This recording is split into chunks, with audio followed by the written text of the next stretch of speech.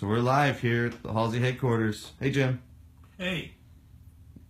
So we were just talking about memberships and how we're about to roll them out. Well, we're talking about memberships in a very interesting organization, HalseyInstitute.com, about how to become successful and make it in the music business. And a lot of people think they've got it down, but still are having trouble finding that right niche to get into and where to go to. Now, I've been a manager in a nation all my life. I still manage the Oak Ridge Boys, 42 years. And we still keep reinventing the wheel, so to speak, every year with the Oak Ridge Boys. Wow, just in the last week, those guys were everywhere at the CMA Fest in Nashville. They did the CMT Awards and brought the house down. And they're not iconic, they're not anything but a timeless act. And that's what you want to be too. How do you get to be that? Where do you become successful enough that you can just continue your career on, and where to go with it? You learn. You learn who the players are. You learn all the members of the team. There's a vast team out there that makes up this wonderful music and entertainment business that's so exciting to be a part of. The big thing you have to remember as a musician, a band, a singer, a songwriter, to be discovered, you've got to be seen and heard by someone that can do something for you. And that's what we talk about, and that's what we teach at the Halsey Institute, because we have pristine, the greatest interviews and the greatest lectures from the top industry VIPs that are going to tell you what it took for them to become successful and to make it in the business. And surprisingly enough, all these great people that we have on, from managers, agents, presidents and chairmen of record companies, press and PR people, most of them started out in the mailroom, in the shipping room, mowing somebody's yard, because they had to get their foot in the door. And then, as much as they thought they knew, they still had to learn about the business and what it's about. That's what we teach. And that's what we want to talk to you about today, is a sign-up that we're going to be talking about on a monthly basis, where we bring you this information in a classroom form that you can take anywhere you want to. On your iPhone, you can take it at home, traveling in a bus or a plane. You can get this information, and it's available no place else but the Halsey Institute. We have a question. We have a question from Valerie Spencer. Do you remember Gary LeMaster from Las Vegas, specifically Samstown? Sure, I sure do. Yeah. Well, Las Vegas was a big learning ground for me too, and we helped introduce country music to Las Vegas. And at one time we had almost every major hotel on the Strip with country music. Nobody had ever done that before. We talk about all of that. We have people from Las Vegas. We have Las Vegas managers and performers. But we have the greatest, I will say, shall we call them our faculty? Yeah, that's what they are. Because we have over 60 of the top people in the music business world that are going to come and help you learn about this business and how you get seen and heard by someone, and how you get your foot in the door at that booking agency, a record company, or press or PR company, or music publisher, something, promoter. We all have to learn, and we learn by doing. And a lot of times that's not as easy as just saying that, because you have to have somebody that believes in you. And maybe they say, well, the only job I've got is in the shipping department. But if you want that, you can come in and you can learn the business. Laszlo Bukvars says, hello from Budapest, Hungary. Oh, I love Budapest. I've been there many times, and we helped put on shows in Budapest. We work with the record company and the promoters there. And this will help you in Budapest as well as it will anywhere in the world. It's the same thing, the same players everywhere.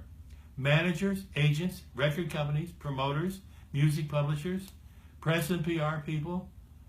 It's the same everywhere. It's ageless, it's timeless, and it's universal.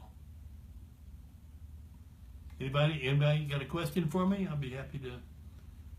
We want you to become involved in Halsey Institute, though, because it's worldwide. You can take it from anywhere you are, anywhere in the world. We got a question here from Larry Bartels. What is too old to start? I'm 51, been trying for years. I worked with Roy Orbison. Oh, you're never too old to start, because this is an ageless business.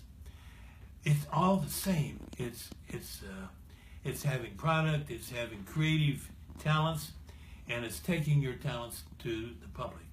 Now, maybe if you're involved in a management company, or you're involved in a booking agency, or a music publisher, or record company, there's no age limit on that. But you have to understand what the business is about and how for you to get into it. And that's what we teach. We're doing it on a monthly basis. So we're going to have our monthly plan up there where you just sign on for the month. And every month, every week, you'll be getting information from us about new, interesting pieces of how to do it. That's what we're about. How you do it. Tiana Dramer just pointed out that we're celebrating the 80th birthday of one of the greatest songwriters, Chris Christopherson. We are. Happy birthday, Chris. And I had the honor of knowing Chris and working with him. Also was with, when we handled Waylon Jennings, we went out on the Highwayman's tour.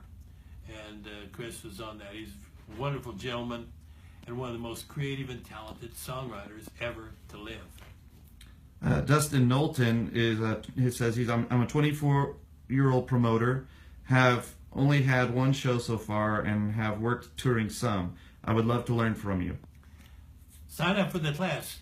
I started as a promoter myself, and I did everything from putting out posters to selling tickets and taking tickets and settling up at the end of the night. Promoting it, you learn everything when you're a promoter, because you're dealing not only with the artist, you're dealing with the booking agency, you're dealing with the venue, the club, or a lot of times we start in clubs or halls or some kind like that. You're dealing with the artist manager. I didn't realize there was such a team. When I started promoting, I was 18 years old. And I bought my bands and put them in theaters and concert halls. And then I learned there are a lot of people out there that can help you. If you know who to deal with, you can get help from the manager, from the press and PR people, from the record company, from the booking agency, to help you promote your show in your local theater or auditorium or nightclub. And that's what we teach. We teach you how to do that. Got a lot of good promoters. Larry Schaefer, who is a big promoter, he promoted almost all of Willie's dates the last few years, and he promoted Merle's dates too, Merle Haggard.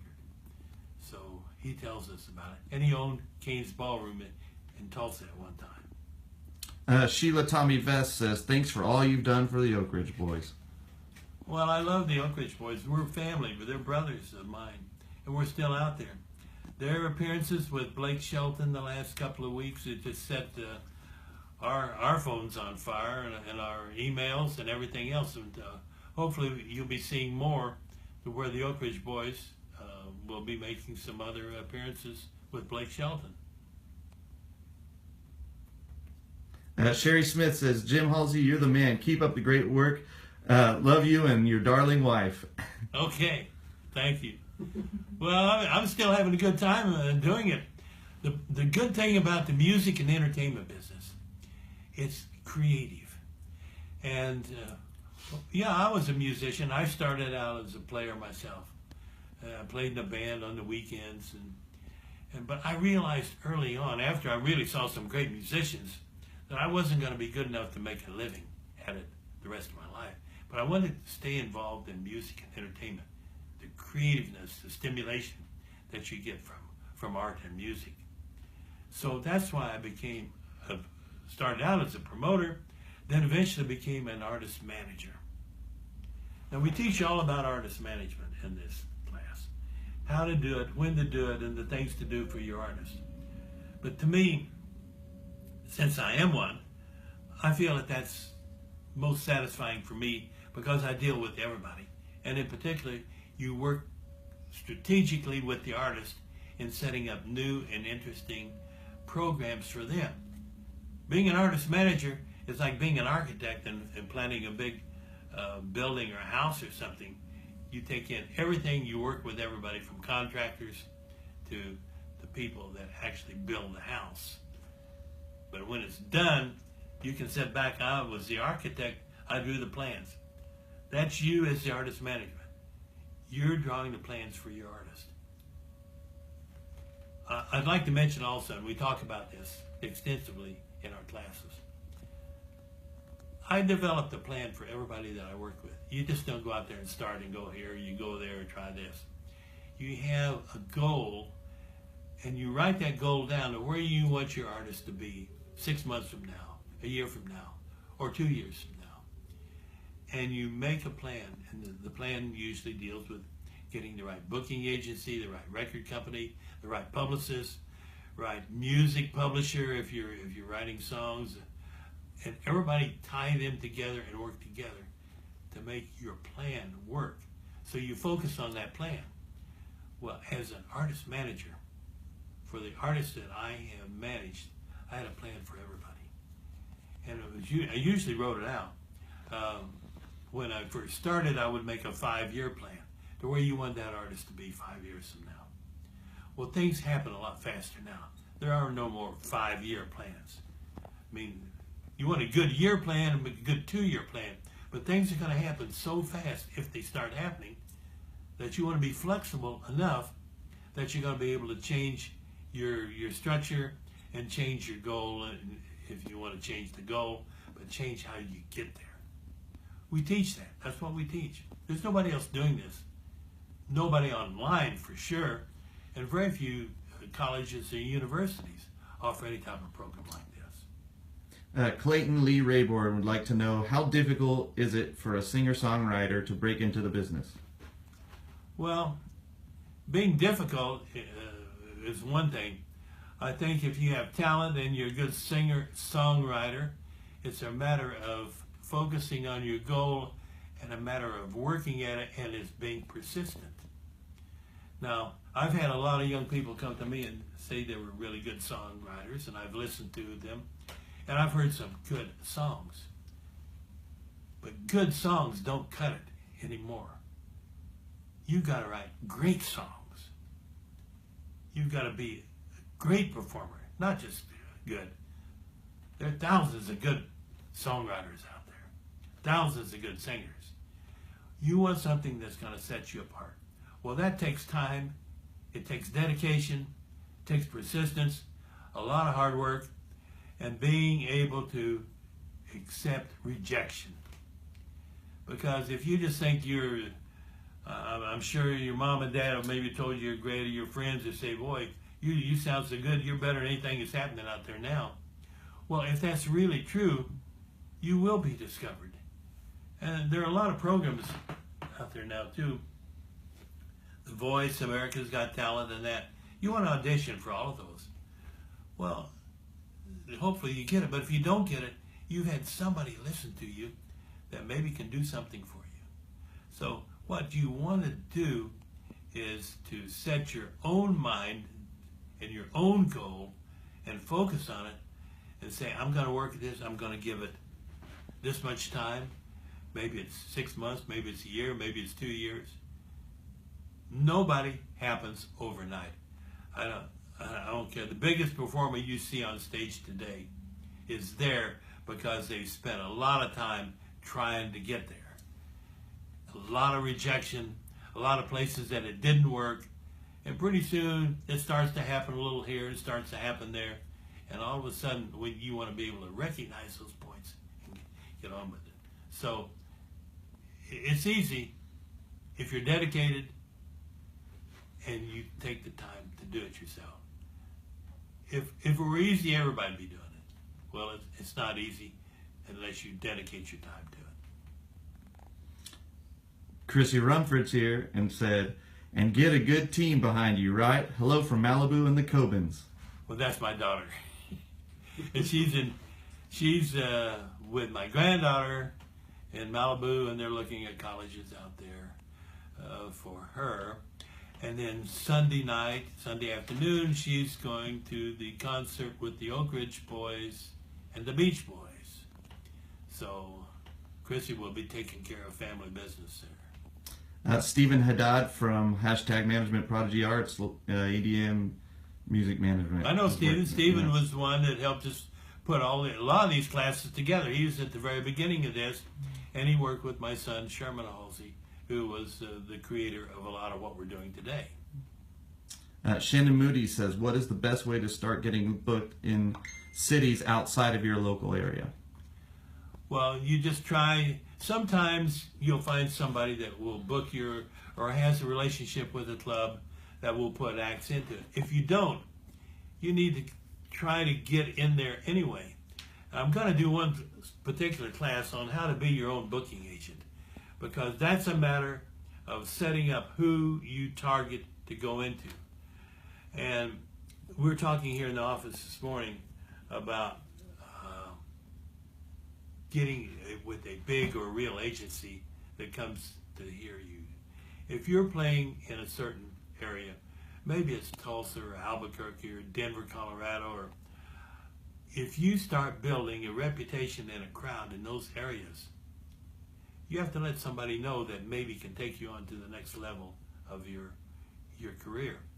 And we teach you all about that in the Institute, in the Halsey Institute. We tell you who to call and how to do it.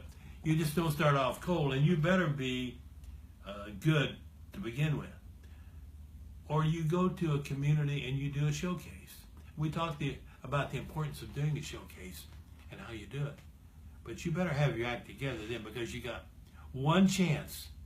If you do a showcase and you say, well, I could have been better, or I should have done this, forget about that. You be as good as you can possibly be. And that reminds me, I get a lot of music from bands and from singers and songwriters. I never will listen to anything if somebody gives me a CD or a download of something. Say, now I could do a lot better than this, but well, if you could do a lot better, why are you wasting my time listening to something that you could do better on? Go back and get it better, and then let me know, and then we'll listen to it. So when you make a presentation, whether it's to a record company, a bar manager that hires bands, you make the best presentation that you can with what you have, and you better be as good as you can possibly be. Not saying, well, we could have done better, but this or that. Forget about that. Don't take any seconds.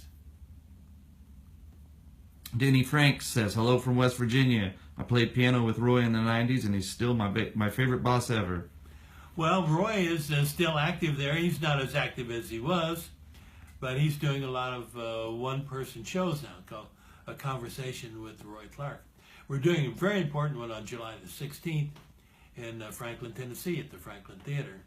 And our two girls, Alaska and Maddie, that we're working with, they were on The Voice, are going to go down and open for Roy, and then they'll be kind of his protagonists on either side of him and talking to him. And Roy has so many stories to tell, and I've been with Roy since 1959, and I'm still hearing new stories today that I never heard before. He's one of the most interesting people, and we call it a one-person show, but there's usually somebody else with him, like in this case in Franklin, Tennessee, he will have Alaska and Maddie with him. Well, let's wrap it up. My hands are about to fall off. Okay. Hey, well, let's wrap it up by saying if you want more information, you get on halseyinstitute.com. You sign up for our monthly, what we call, send you information that's going to change your life. Information that's going to help you become successful and better than you are at anything that you do. And I've got a lot of experts with me. I have 70 experts that come in, the people that would be hard to get in to see or even talk to, and we've got them on our list of faculty, if you want to call it faculty, but they're friends. They're your mentors, your educators, and I hope I'm one of them. Come on, halseyinstitute.com.